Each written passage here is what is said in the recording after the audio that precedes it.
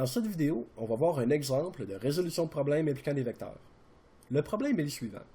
On nous donne deux vecteurs U et V, et on nous dit que la longueur du vecteur U est de 8 unités, que la longueur du vecteur V est de 5 unités, et que l'angle entre les deux vecteurs est de 30 degrés. Et on nous demande de trouver la longueur du vecteur qui est la somme des vecteurs U et V.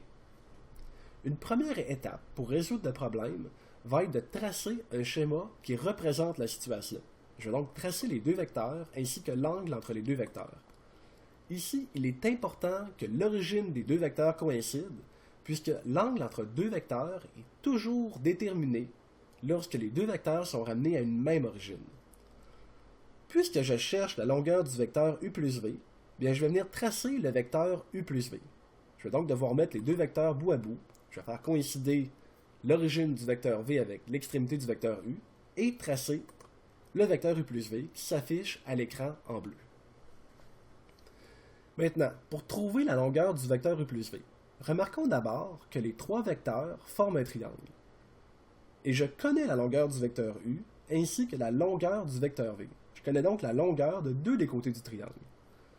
Ensuite, si je prolonge de façon imaginaire le vecteur U, j'obtiens que l'angle entre ce prolongement et le vecteur V est de 30 degrés, puisqu'il s'agit de l'angle entre les deux vecteurs que j'avais tracé au départ.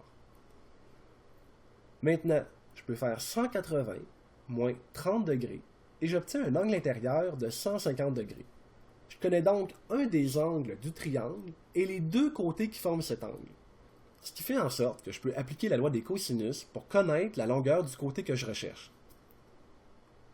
En appliquant la loi des cosinus, j'aurai donc que la longueur du vecteur U plus V au carré est égale à la longueur de U au carré plus la longueur de V au carré, moins 2 fois la longueur de U fois la longueur de V fois le cosinus de 150. En remplaçant les valeurs connues dans l'expression, j'obtiens l'égalité suivante. Je peux effectuer le calcul, prendre la racine carrée, et j'aurai que le résultat arrondi à 2 décimales est égal à 12,58 unités. Alors voilà, ça complète cette vidéo.